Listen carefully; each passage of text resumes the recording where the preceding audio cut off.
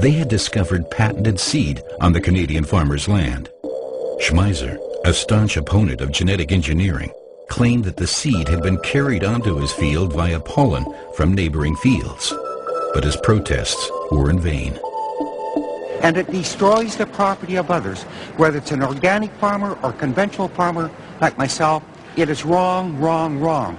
No one should have the rights by introducing something into the environment that destroys the property of others. Hier Lizenzen einzufordern, diesen Anspruch erhebt Monsanto, wenn ein Landwirt bewusst diese Technologie und das geistige Eigentum missachtet.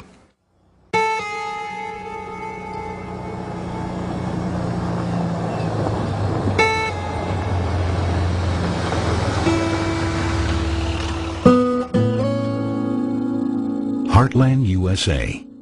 Here, the corporation decides for itself which farmer they will take to court.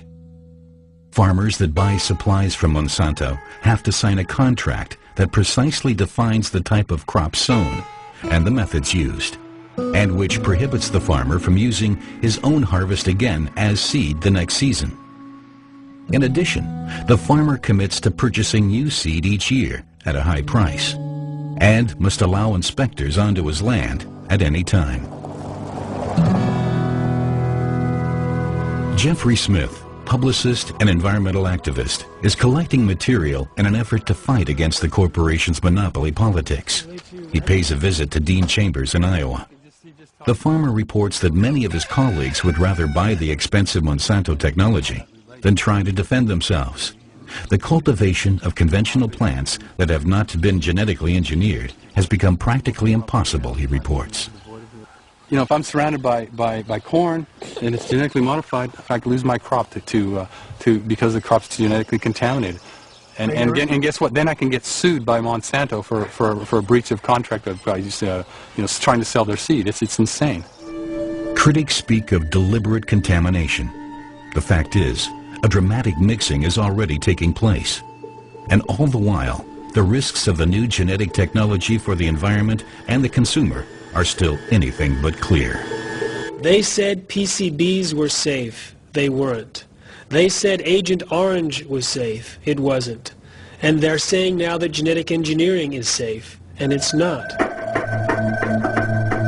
Insecticides are a thing of the past.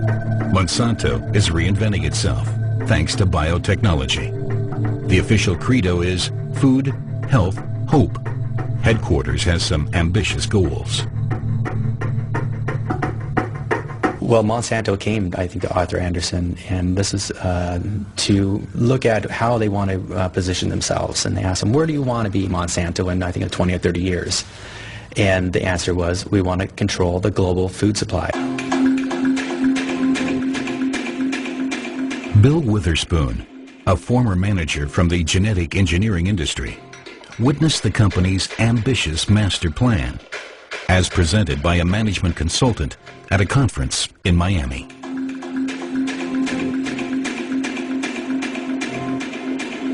The consultant believed that Monsanto would, through controlling intellectual property, patents, right, worldwide control, not have to worry about market share, because there would be no one else to compete against them.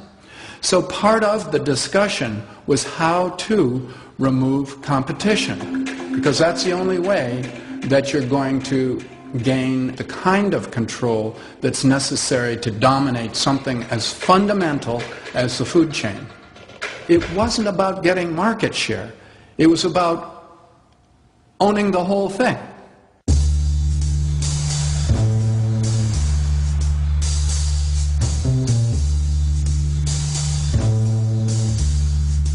Farmers in Germany still have no idea how far the corporation is going to take its patent actions. Nonetheless, Christoph Zimmer is uneasy. The first laboratory results are in, and they are anything but encouraging. He wants to conduct further tests on the farm of Manfred Horlacher, who breeds an especially old race of pig. Beim Werner und beim Frieder, da haben wir auch schon untersucht. dann haben wir festgestellt, dass bis zu 75% von den Schweinen diese Gene enthalten haben, auf die Monsanto da das Patent erhebt. Not so easy obtaining a hair sample. As if the clever Zhao wants to keep the genetic secret behind her ample proportions to herself, she can't be lured out of her corner. Some soy meal comes to the rescue.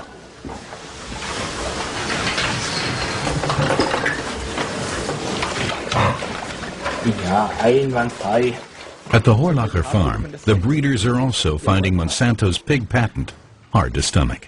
Ich denke, dass das nur ein Grund sein kann, um diese Landwirte abhängig zu machen von dem Konzern, wie es ja dann auch in dem Bereich Getreide oder Mais ja schon passiert, dass die Leute das Saatgut ausschließlich von Monsanto beziehen müssen, das Spritzmittel, das Düngemittel und so weiter, und in eine totale Abhängigkeit kommen.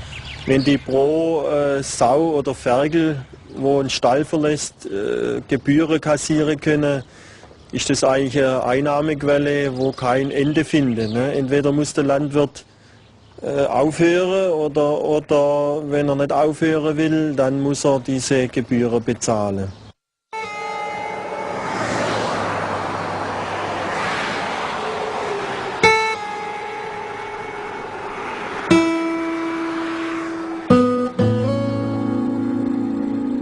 In the United States and other countries, there are increasingly frequent reports of problems with genetic engineering. Harvests are failing, pests are returning, and allergies are multiplying. Monsanto has worked a new clause into its more recent contracts that forbids farmers from suing the company if genetically engineered seed should fail.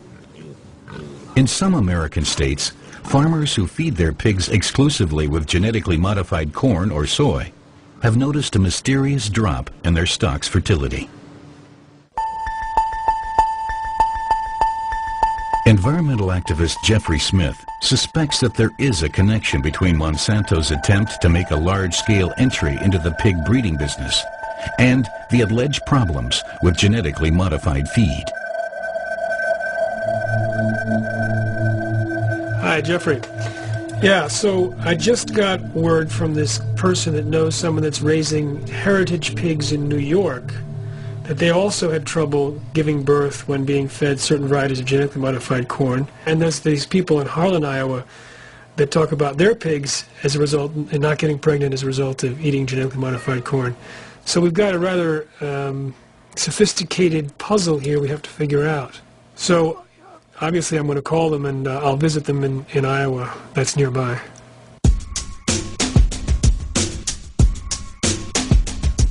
Jeffrey Smith wants to get an impression of the situation at the farm of Leland Kaufman, who recently had to give up breeding pigs. He now purchases his livestock from a large breeder. So, test costs $200 a run. We went on for years, couldn't figure out what our conception rate problem was. We worked with a veterinary, spent $1,000 here, $1,000 there. Nobody can figure out what was going on. And we just finally give up. For a few years, we were planting 100% BT corn. And, you know, we didn't put two and two together till you start comparing the hog records when we were having conception rate problems and go back on the tickets when we bought seed corn, what years we bought 100% BT corn. And then it all kind of coincided, fell into spot. We can't prove nothing, but it just very coincidental. I mean, when we quit, we were down to 30% conception rate. It was thousands of dollars.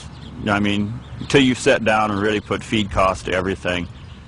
I never did do that because it never come to a lawsuit where it isn't worth the time and effort. We've lost enough money with the conception rate. We don't need to follow up and spend more money trying to figure out we lost. We lost thousands, there's no doubt.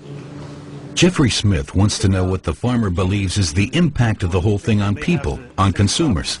Nobody knows, you know, or they're not telling us, or they don't want to tell us.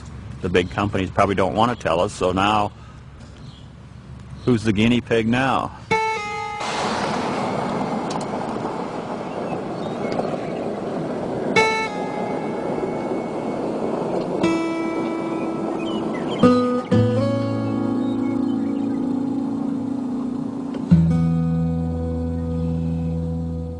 When you insert a gene, the DNA can rearrange, can delete genes, turn them on permanently, turn them off.